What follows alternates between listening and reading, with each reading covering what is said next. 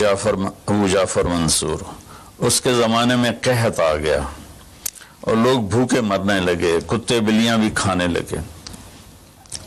تو مہدی رات کو لیٹا ہوا تھا تو ایک خادم اسے دبا رہا تھا، تو اس نے اپنے خادم سے کہا کہ کوئی کہانی سناؤ، میں بہت دکھی ہوں رعایا کے لیے۔ اس نے کہا امیر المومنین، ایک لومڑی جا رہی تھی سفر پہ تو بیٹے کو لے گئی شیر کے پاس کہ تو بادشاہ ہے، اس کو اپنے پاس رکھ لے امانت۔ اس نے کہا ٹھیک۔ اس نے اس کو اپنے کندھوں پہ بٹھا لیا اور لیے پھرتا تھا۔ ایک دن عقاب کی نظر پڑی تو اس نے جھپٹا مارا اور اٹھا کے لے گیا۔ لومڑی واپس آئی، اس نے آ کر کہا بادشاہ سلامت، میرا بچہ کا وہ تو عقاب لے گیا، کہ میں تو آپ کے حوالے کر کے گئی تھی۔ تو شیر نے کہا میری بہن، اگر وہ زمین کی جنگل کی آفت ہوتی تو میں لڑ کے دکھاتا، وہ آسمان کی آفت تھی، اس سے کون لڑ سکتا ہے؟ تو پھر اس نے کہا امیر المومنین، یہ قحط اگر زمین کی آفت ہوتی تو آپ لڑتے، تو اوپر سے آئی آفت ہے، اس سے بات کرو جو اوپر والا ہے تو کام بن جائے گا۔ اس وقت کی ساری جو تھی ایگریکلچر زراعت وہ ساری بارش پر تھی، تو اس نے اسی سے ہی لوٹا مسلح منگوا کے وضو کیا، مسلح پہ کھڑا ہوا، سجدے میں سر رکھا اور اتنا رویا کہ سارا مسلح بھیگ گیا۔ اور یہ یاد رہے کہ وہ 3 بر اعظم پر حکومت کر رہا تھا اس وقت مہدی، تو ابھی وہ مسلح سے اٹھا بھی نہ تھا کہ اللہ تعالیٰ نے بادل بھیجے اور پوری عباسی سلطنت میں بارش ہو گئی۔ میں معذرت کے ساتھ اختلاف رائے تو ہر آدمی کو حق ہے، ہم جو ایک لفظ استعمال کر رہے ہیں لڑنا ہے، یہ آسمانی آفت ہے، اس سے لڑنا نہیں ہے، اس کا علاج کر کے اللہ کو عاجزی دکھانی ہے اور اپنا سر سجدے میں رکھ کے رونا ہے۔ اس سے ہم لڑ نہیں سکتے، اس لفظ کو اپنی زبان سے نکال دیں، چاہے دل میں اس کے بارے میں کوئی تکبر نہ ہو، لیکن یہ لفظ اللہ کو پسند نہیں ہے کہ مجھ سے لڑنا چاہتے ہو۔ دیکھنا ایک چھوٹے سے وائرس سے اللہ نے ساری دنیا کو ہلا کے رکھ دیا۔ میں ایک حدیث سنا کے پھر دعا کرتا ہوں۔ پہلے ایک دعا ہے، ما اصابکم مصیبت فبما کسبت ایدیکم، تم پر جو آفت آتی ہے تمہارے اپنے گناہوں کی کمائی ہوتی ہے۔ ینصرکم اللہ فلا غالب لکم، میں تمہارا ساتھی بن جاؤں تو کون تمہیں نقصان پہنچا سکتا ہے۔ وَإِن يَخْذُلْكُمْ فَمَنْ ذَا الَّذِي يَنْصُرُكُمْ مِنْ بَعْدِهِ، اگر میں تمہیں چھوڑ دوں تو پھر کون سی اٹمی طاقت تمہیں بچائے گی۔ إِن يَمْسَسْكَ اللَّهُ بِضُرٍّ فَلَا كَاشِفَ لَهُ، اگر میں تمہیں تکلیف میں ڈالوں میرے سوا اسے کوئی نہیں ڈالے گا۔ اور إِن يَمْسَسْكَ بِخَيْرٍ فَلَا رَادَّ لِفَضْلِهِ، اگر میں ارادہ کر لوں کہ میں نے کسی کو نہیں ہونے دینا بیمار یا مصیبت میں تو اس کے لیے کیا مشکل ہے؟ ایک امر ہی تو ہوتا ہے۔ 40 دن ابراہیم علیہ السلام آگ میں بیٹھے رہے، 40 دن یونس علیہ السلام مچھلی کے پیٹ میں رہے، وہ تو فعال لما یرید ہے۔ تو ہم یہ جو ظاہری اسباب اختیار کر رہے ہیں ان کو بھی پوری طرح اختیار کرنا ہے، ساری احتیاط کرنی ہے۔ اگر مسجدوں میں جانے سے یہ بیماری پھیلتی ہے تو پھر اس سے بھی اپنے آپ کو روکنا ہے کہ جان کی حفاظت بھی ہمارے دین کا حصہ ہے۔ ایک دفعہ بارش ہو گئی، حضرت بلال نے اذان دی تو آپ نے کہا صلو فی رحالکم، اب اگر بلال اعلان کرو اپنے اپنے گھروں میں نماز پڑھیں، مسجد میں مت آئیں۔ حالانکہ مسجد میں آنے سے کپڑے گیلے ہونے تھے یا کیچڑ، جان کا خوف تو نہیں تھا، لیکن میرے نبی نے اپنی امت پر محبت اور شفقت کا ایسا سایہ رکھا ہے کہ آپ نے ان کو کیچڑ سے بچایا، بارش سے بچایا۔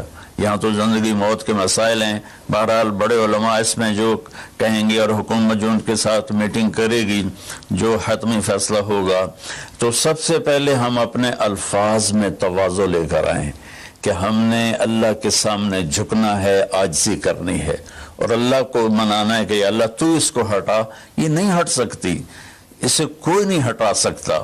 کہ اللہ کوئی اللہ کا بندہ رو دھو کے اسے منا لے تو پھر شاید فیصلہ ہو جائے اور اللہ تعالیٰ اپنا فضل فرما دے۔ ایک حدیث پہ اگر عمل ہو جائے تو مجھے اللہ کی قسم کھا کر میں کہتا ہوں یہ کورونا کا پتہ ہی نہیں چلے گا کہاں گیا. صرف ایک حدیث. میرے نبی نے فرمایا 4 باتیں مجھ سے لے لو پھر دنیا بھی تمہاری ہے آخرت بھی تمہاری ہے. 4 اذا کانت فیک. 4 باتیں لے لو مجھ سے پھر دنیا بھی تمہاری ہے آخرت بھی تمہاری ہے. تمہیں کوئی ٹیڑھی آنکھ سے نہ دیکھ سکے گا, تمہیں کوئی نقصان نہ پہنچا سکے گا کہ تمہارے رب کا سایہ تم پہ چھا جائے گا. تو 4 باتیں کون سی ہیں؟ صدق و حدیث, ہمیشہ سچ بولنا, جھوٹ نہ بولنا. اب مجھے بتائیں, سارے یہ اینکرز بیٹھے ہیں, سارے ہمارے وزیر اعظم بیٹھے ہوئے ہیں, ہم کتنا جھوٹ بول رہے ہیں, ہم کس قدر جھوٹی قوم ہیں. ہم اس جھوٹ کے ساتھ اللہ کی بارگاہ میں کوئی مقام نہیں لے سکتے. تو میرے نبی نے پہلی بات فرمائی صدق و حدیث, سچ بولنا.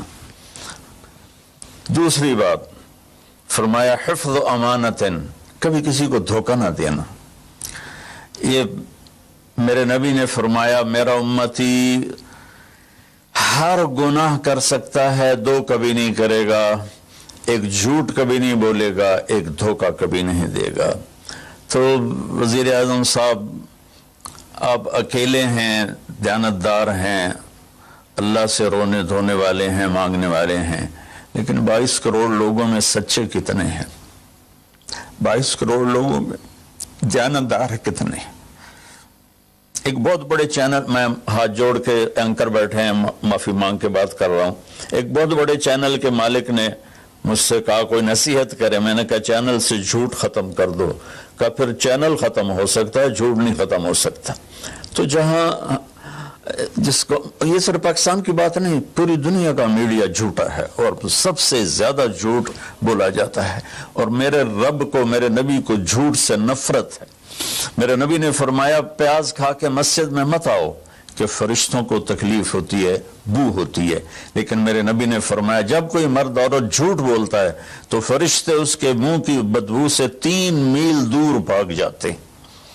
تو جھوٹ اور خیانت کے ساتھ ہم کسی آفت کا مقابلہ نہیں کر سکتے. آپ نے فرمایا صدق و حدیث, حفظ و امانت, سچ بولنا چاہے جان چلی جائے, اور دھوکہ نہ دینا. مسلمان کسی کو دھوکہ نہیں دیتا ہے. تیسرا فرمایا حسن و خلیقت, اپنے اخلاق اچھے کرنا, اور اخلاق کا سب سے اونچا مقام حیا ہے. اب میں کیسے بات کروں, میرے دیش میں حیا کو کس نے تار تار کیا؟ میرے دیش کی بیٹیوں کو کون نچا رہا ہے؟ ان کے کپڑے لباس مختصر کون کروا رہا ہے؟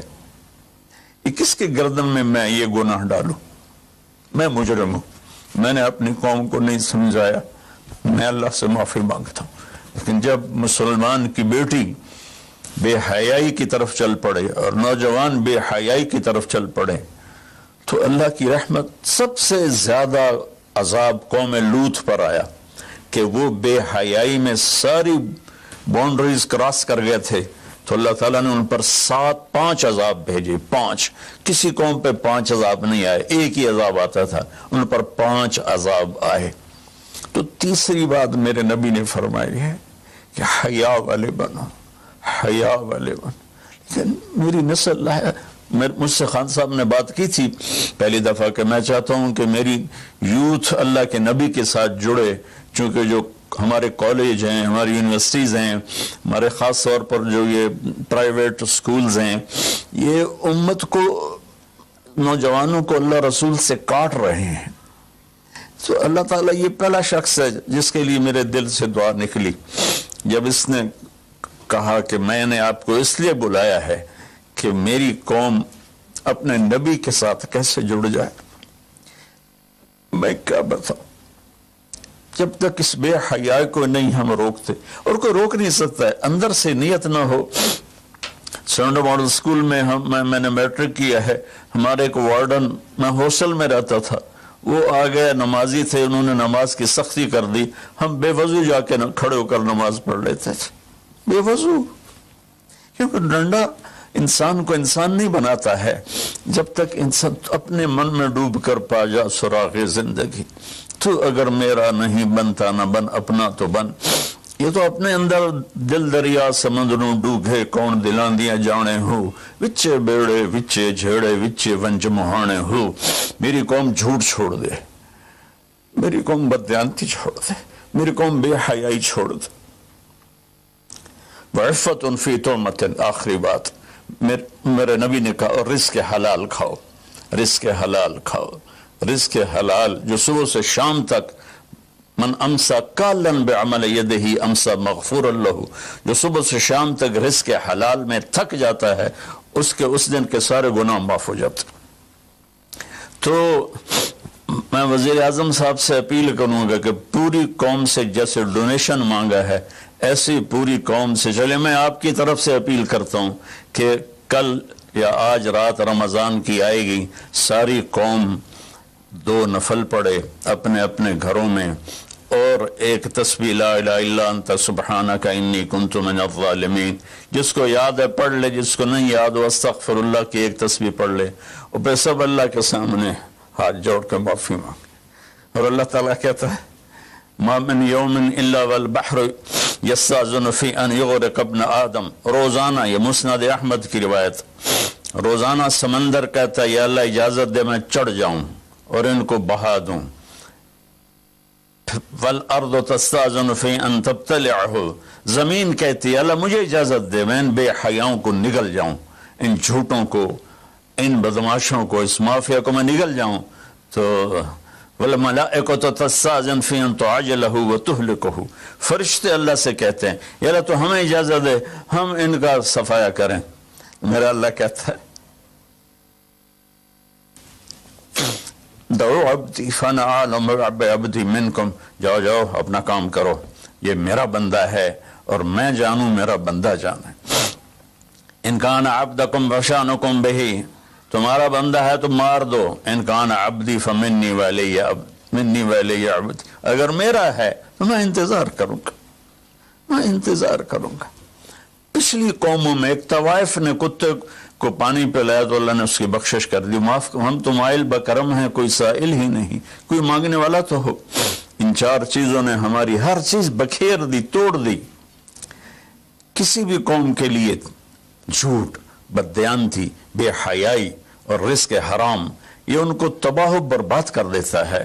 اور کوئی قوم سچائی, دیانتداری, پاک دامنی اور رزق حلال پر ہوگی تو اللہ کا سایہ ان پر چھا جائے گا اور دنیا کی کوئی طاقت ان کی طرف آنکھ اٹھا کر نہیں دیکھ سکتی. ہم تو اجڑے چمن کے مالی ہیں. عمران خان کو اجڑا چمن ملا ہے, کہاں تک آباد کر سکے گا, اللہ اس کی مدد کرے. چمن کے تخت پر جس دم شہ گل کا تجمل تھا, ہزاروں بلبلیں تھی باغ میں, ایک شور تھا, غل تھا. کھلی جب آنکھ نرگی سی, نہ تھا جز خار کچھ باقی. بتاتا باغ مارو رو, یہاں غنچہ یہاں گل تھا, یہاں غنچہ یہاں گل تھا. ابھی عمران صاحب نے یرموک کی اور قادسیہ کی بات کی. کتنے تھے؟ 30,000 تھے خالد ابن ولید کے کمانڈ میں, اور سامنے باہان جو تھا وہ 3 لاکھ کا لشکر لے کر آیا ہوا تھا. اور قادسیہ کے میدان میں بھی 30,000 صحابہ تھے, اور ادھر سے جو رستم تھا وہ 3 لاکھ کا لشکر لے کر آیا ہوا تھا. ان کے ساتھ اللہ تھا. ہم اللہ کو ساتھ لیں, سارے اسباب اختیار کریں. مالداروں سے کہتا ہوں, میں نے اپنا کلپ الگ ریکارڈ کرایا کہ اس سال ساری زکوٰۃ ان غریبوں میں تقسیم کریں. آپ تک تو ہر آدمی نہیں پہنچ سکے گا. اپنے اپنے علاقے میں جو مالدار لوگ ہیں وہ اپنی زکوٰۃ غریبوں میں ان میں تقسیم کریں, ان کے گھر جا کر دیں. کسی ایک کی دعا لگ گئی نا تو 7 نسلیں ہماری آباد ہو جائیں گی. تو بس میں معافی چاہتا ہوں, آپ نے مجھے کافی دیر بٹھایا تو میں نے بھی تھوڑا سا آپ کا ٹائم لے لیا. تو آپ درود شریف پڑھیں اور ہم اللہ کی بارگاہ میں دعا کرتے ہیں. اللهم صل على محمد وعلى آل محمد كما تحب وترضى. اللهم لك الحمد كما أنت أهله وافعل منا ما أنت أهله إنك أهل التقوى وأهل المغفرة.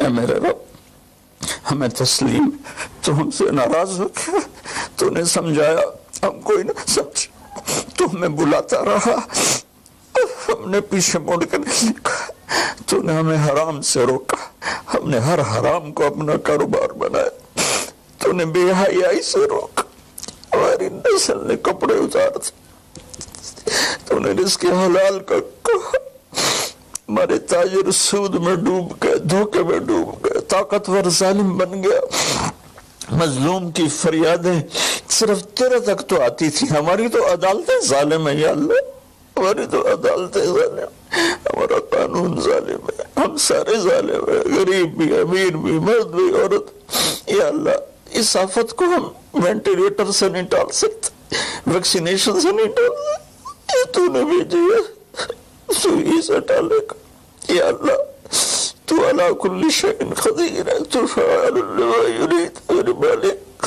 ہم تو اپنی طاقت سے کرسی سے اٹھنا چاہے تو اٹھ نہیں سکتے، لیٹنا چاہے تو لیٹ نہیں سکتے، یا اللہ زندگی موت تیرے ہاتھ میں، عزت ذلت تیرے ہاتھ میں، تو ہواؤں کا مالک، تو پانیوں کا مالک، تو سمندروں کا مالک، اور مالک بہت ساری منتی ہے، مان جائے اللہ، ہمارے پاس کچھ نہیں ہے، خالی جولی ہے، گناہوں سے بھرا ہوا ہے یہ سارا دامن، گناہوں سے بھرا ہوا ہے، نفرتوں سے، فرقہ واریت سے، سود سے، جھوٹ سے، قتل و غارت سے، بے حیائی سے، بے پردگی سے، ہر بلاک ہمارے دم، لیکن میرے مولا، میرے مالک، رب تو تو ہی ہے نا یا اللہ، ہم تو تجھے ہی مانتے ہیں میرے مولا، لا الہ الا اللہ کا ہم اقرار کرتے ہیں، یہ تجھے سب سے زیادہ پسند، محمد رسول اللہ کا اقرار کرتے ہیں جو تمہیں سب سے زیادہ پسند، آگے ہمارے بعد بہت سی نافرمانی ہے میرے مولا، ہم پیسے کے غلام بن گئے، شہرت کے غلام بن گئے،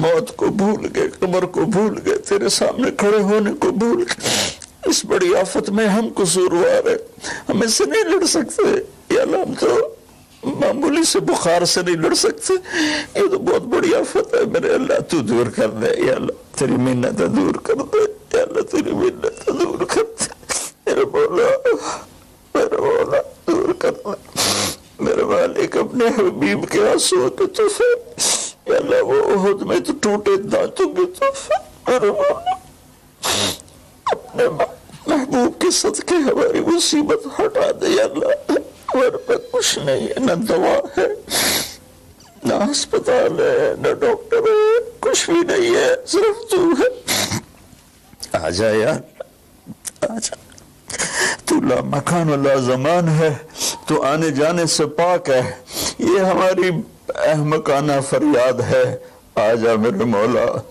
ہر تمنا دل سے رخصت ہو گئی، اب تو آجا، اب تو خلوت ہو گئی، ساری دنیا ہی سے وحشت ہو گئی، اب تو آجا، اب تو خلوت ہو گئی، یا اللہ تیرے آنے سے کام بنے گا، اسے ہٹا دے سب، یا اللہ جن چیزوں سے تو ناراض ہوتا ہے، ہم اس سے توبہ کرتے ہیں، ہم اس سے توبہ کرتے ہیں، ہم اس سے توبہ کرتے ہیں، ہم اس سے توبہ، میں 22 کروڑ عوام کی طرف سے تیری بارگاہ میں توبہ کرتا ہوں، انہوں نے مجھے اپنا نمائندہ بنایا، میں تیرا حقیر گناہگار بنتا، یا اللہ میرے ساتھ بے شمار لوگ رو رہے ہوں گے، میں تو ٹی وی پہ نظر آ رہا ہوں، شاید ریاکاری ہو، لیکن جو بچیاں بچے بوڑھے جوان گھروں میں بیٹھے رو رہے ہیں، یا ان کے آنسو تو پاکیزہ ہیں، اور آنسو تجھے بڑے پسند میرے مولا، فقیروں کی طفیل، غریبوں کی طفیل، بوڑھوں کی طفیل، اپنے ان نیک بندوں کی طفیل جو راتوں کو تجھے یاد کرتے ہیں، جن کی دامن گناہوں سے صاف ہے،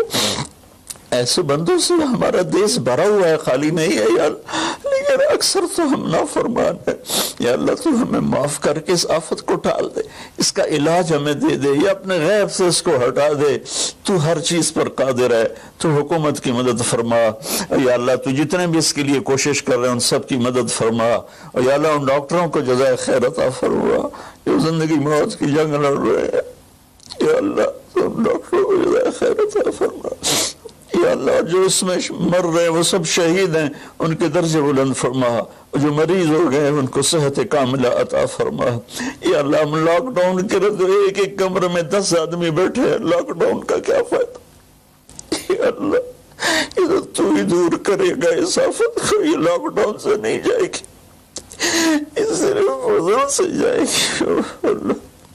میرے مولا جیسے چھوٹا بچہ روتے روتے ماں سے کہتا اماں ہن میں تھک پہ رو رو کے، ہن تو میری گل مان جا میرے مالک، میرے اللہ، میں رو رو کے تیرے سامنے تھک گئے، مان جا یا اللہ، ہمارے پاس کچھ نہیں، اپنے حبیب کے طفیل، ان کے صحابہ کے طفیل، ان کی اولاد جن کے کربلا میں سر کٹے اور نیزوں پہ چڑھ گئے، سب سے چھوٹے معصوم عبداللہ کے طفیل، یا اللہ پوری دنیا سے اس آفت کو ہٹا دے۔ تیرا نبی رحمت للعالمین تھا، رحمت للمسلمین نہیں تھا۔ میں یا اللہ انہی کی طفیل دعا کرتا ہوں کہ غیر مسلموں کو بھی اس سے نجات عطا فرما، وہ بھی تیرے بندے ہیں، تو نے انہیں بنایا ہے، انہوں نے تجھے نہیں پہچانا تھا، ان کا قصور ہے، تیرے بندے ہیں، تجھے ان سے بھی پیار ہے۔ یا اللہ پوری دنیا کے 6-7 بر اعظم میں جہاں جہاں یہ وبا اپنے پنجے گاڑ چکی ہے، یا اللہ تو ان کو سب کو، اور خاص طور پر امت مسلمہ اور خاص طور پر حرمین شریفین، یا اللہ اس دفعہ حج بھی نہیں ہوگا حرم میں، یا اللہ جگہ نہیں ملتی تھی رمضان، آج صرف وہ کام کرنے والے تراویح پڑھے گا، وہ بھی آدھی پڑھے گی، یا اللہ میرے والد، میرے اللہ جیسے بچہ ماں سے ضد کرتا ہے اماں کر دے، اماں دے دے، آخر وہ کہتی ہے اچھا میرا سر نہ کھا لے جا، اللہ ہم تیری بارگاہ میں یا اللہ درخواست کرتے ہیں، منت کرتے ہیں، ہماری منت عمل کوئی نہیں ہے، خالی ہے تیری قسم، خالی ہے تیرے سامنے ہماری تیری بارگاہ میں التجا ہے۔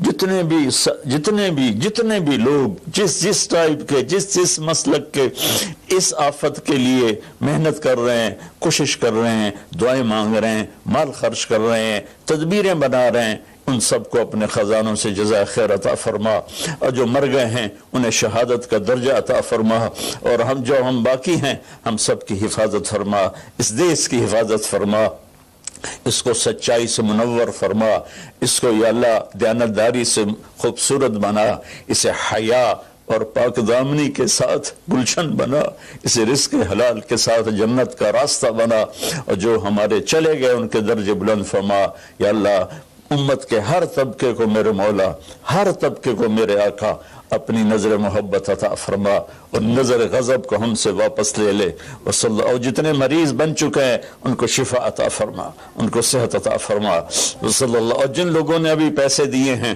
ان سب کو اپنے خزانوں سے جزائے خیر عطا فرما، اور جتنے شرکائے مجلس تھے، وزیر اعظم سمیت جتنے بھی شرکائے مجلس نے اس میں احساس پروگرام میں حصہ لیا، ان سب کو، ان کی اولادوں کو دنیا اور آخرت کی ہر خیر نصیب فرما، ہر شر سے بچا، وصلی اللہ تعالی النبی الکریم وعلی آلہ وصحبہ اجمعین برحمتک یا ارحم الراحمین۔ بہت بہت شکریہ مولانا طارق جمیل صاحب۔